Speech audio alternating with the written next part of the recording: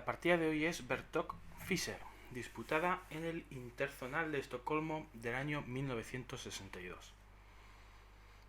En esta partida abordaremos de nuevo el tema de los peones colgantes, sus puntos fuertes, débiles, sus ventajas y sus inconvenientes. Creo que es interesante ver cómo se desenvolvía el genial Bobby Fischer cuando le tocaba jugar con peones colgantes. A Bobby Fischer todos lo conocemos, y no hace falta mucha presentación. No podemos decir lo mismo de su rival de aquel día, que sin duda no era tan conocido como el genial norteamericano.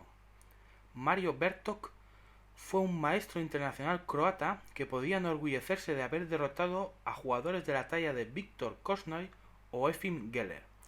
Sus mayores éxitos ajedrecísticos fueron un segundo puesto en el Campeonato Yugoslavo de 1960 y un noveno puesto en el Interzonal de Zagreb del año 1970. Aquel día de 1962, Bertok llevaba las piezas blancas y comenzó la partida con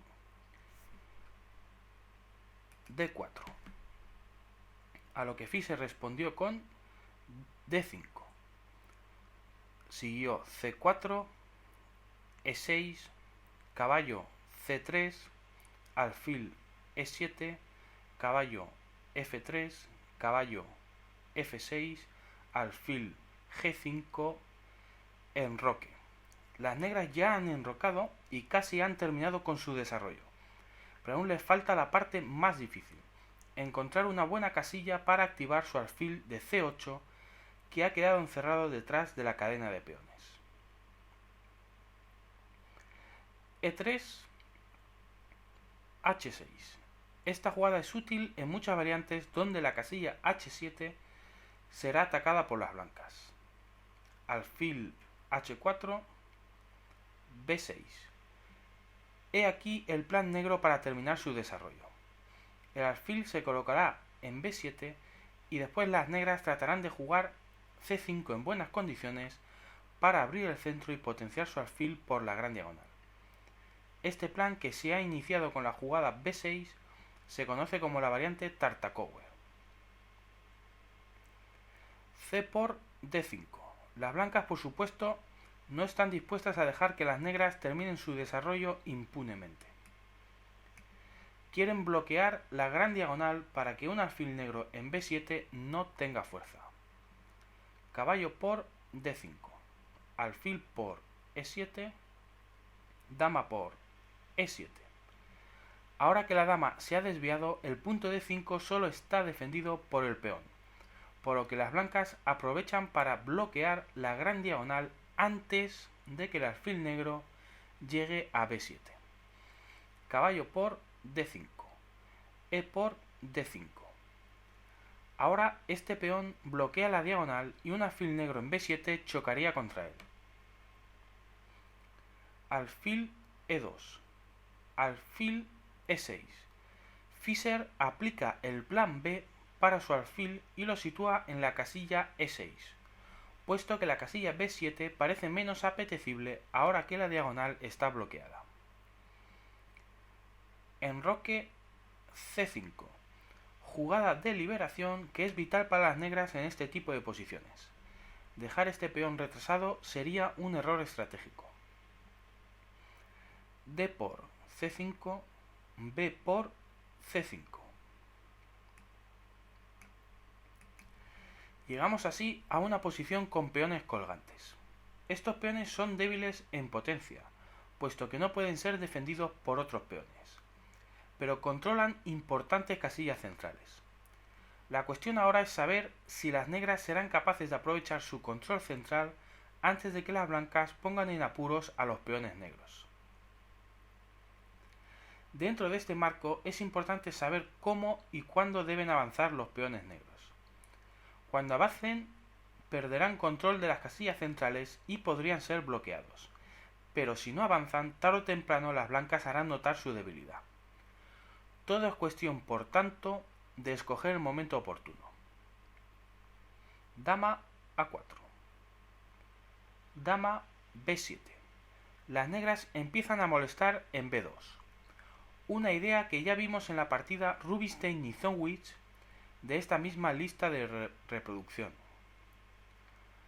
Dama A3, defiende B2 y toca C5.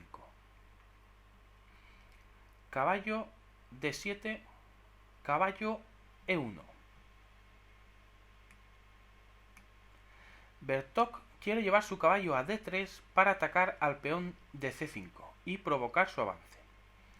De nuevo vemos la idea de Rubinstein en la partida antes mencionada. Solo que en este caso parece incluso peor para las blancas, puesto que su caballo está peor colocado en D3, como veremos más adelante. De nuevo, como en aquella partida, parece razonable preguntarse qué pasaría si las blancas juegan B3, avanzando el peón para que esté bien defendido.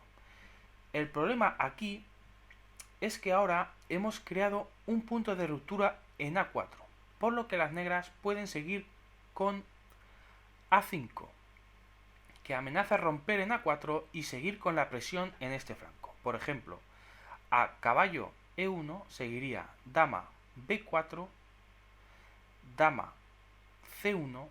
Las blancas no deben aceptar el cambio de damas porque su peón de A2 quedaría muy débil y los peones negros en cambio se activan. Ahora sigue A4 y una vez que se cambien los peones, la debilidad vuelve a aparecer y no hemos cambiado sustancialmente los problemas de las blancas. Continuamos la partida con caballo E1, la jugada de Bertok. A5. Ahora la amenaza dama B4 es un quebradero de cabeza para las blancas. Como vemos, el plan de Fischer es prácticamente calcado a las ideas de Nisowitsch para este tipo de estructuras que vimos en la partida antes mencionada. Caballo D3. El caballo y la dama atacan el punto más débil de la estructura negra para provocar el avance de los peones colgantes y tratar de bloquearlos aprovechando sobre todo el agujero en la casilla D4. Bertok también sigue los planes de Rubinstein en aquella partida disputada 55 años antes que la presente, pero lo está haciendo de una forma peor coordinada, por lo que no está siendo capaz de mejorar el juego de Rubinstein. C4. El peón avanza en el momento oportuno, fija la debilidad de B2 y desvía al caballo blanco que, como hemos comentado, está mal colocado. Caballo F4. Torre F, B8. Fischer aumenta la presión sobre B2. Torre A, B1. Una jugada sintomática. Las blancas se están quedando sin ideas. Esta torre no durará mucho en B1. Alfil F5. Desvía la torre y pone en evidencia toda la posición blanca. Torre D, B1. Cada bando ataca las debilidades contrarias. La diferencia es que las debilidades blancas son mucho más difíciles de defender. Las blancas ya están contra las cuerdas. Caballo F6. Defendiendo D5. Torre D2. Las blancas por su parte defienden B2. G5. De nuevo Fischer aprovecha que el caballo blanco no encuentra su sitio para obtener ventaja. Ahora, apartar el caballo de la lucha resulta desolador. Por ejemplo, veamos la variante con caballo H5. El caballo se condena a la pasividad en un lateral y las negras aprovecharían para jugar caballo E4. Ahora es la torre que defiende B2 la que está incómoda. Torre C2. Dama B4. De nuevo vemos cómo aparecen las ideas de Nisowitsch. Nada parece bueno para las blancas aquí. Si cambian damas con dama por B4, la estructura de peones negras se vuelve temible. A por B4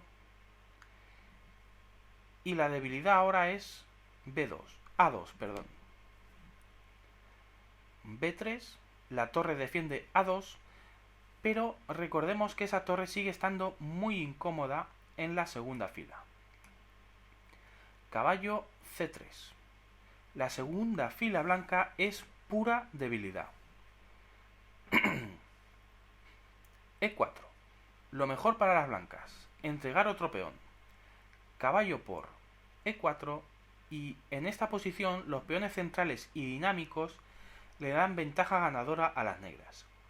Hay que tener en cuenta que no sirve intentar recuperar el peón con B por C4, por caballo C3, torre D2, caballo por E2 jaque, torre por E2, alfil D3, torre D2, alfil por F1, rey por F1, dama por C4 y las negras ganan.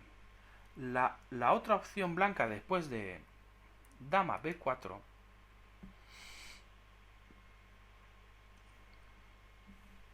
es no cambiar damas, pero después de alfil F3 sigue dama por A3, B por A3, torre A6, cubre la sexta fila para que, entre otras cosas, se evite el jaque del caballo en F6. Torre D1, G4, alfil por E4, alfil por E4, torre C, C1, torre B2, la torre penetra por la segunda fila, caballo F4, torre F6, ojito ahora con F2, torre F1, torre por A2, y la ventaja negra es muy clara también en esta variante. Como hemos visto en estas variantes, las perspectivas de futuro que tenía Bertok no eran nada halagüeñas. Así que se decantó por un sacrificio desesperado. Volvemos por tanto a la partida después de la jugada G5 de Bobby Fischer.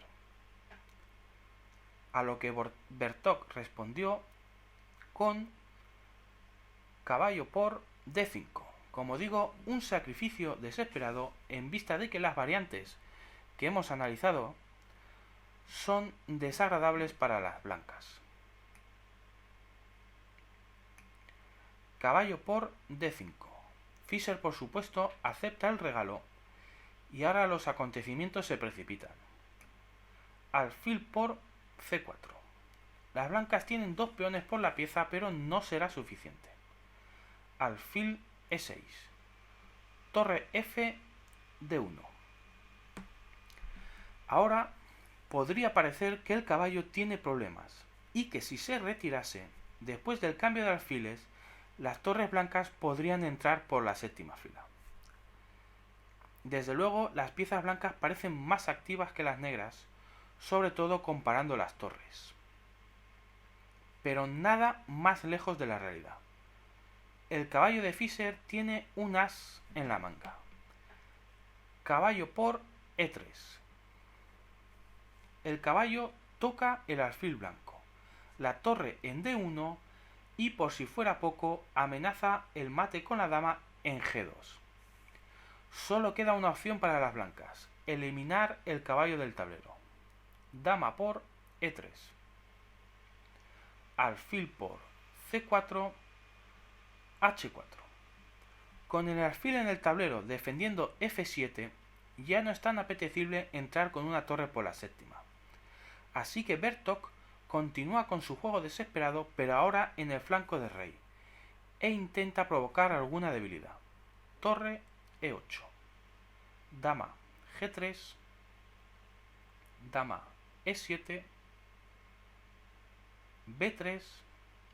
Alfil E6. F4. Desde luego nadie puede acusar a Bertok de no intentarlo. G4. Con este sencillo avance, las ilusiones blancas se desvanecen. H5, dama C5 jaque, torre F2, alfil F5, y en este punto Bertok se rindió, puesto que ya no tiene esperanzas de encontrar contrajuego y simplemente se ha quedado con una pieza de menos. Hemos visto otro ejemplo de cómo jugar con peones colgantes. Como vemos, las ideas de las negras se parecen en ambas partidas. Crear debilidades al rival y explotarlas, pero desde luego no jugar pasivo a la espera de que las blancas hagan notar la debilidad de los peones colgantes. Hay que aprovechar la fuerza de estos peones cuando aún es posible. Un saludo y hasta la próxima partida.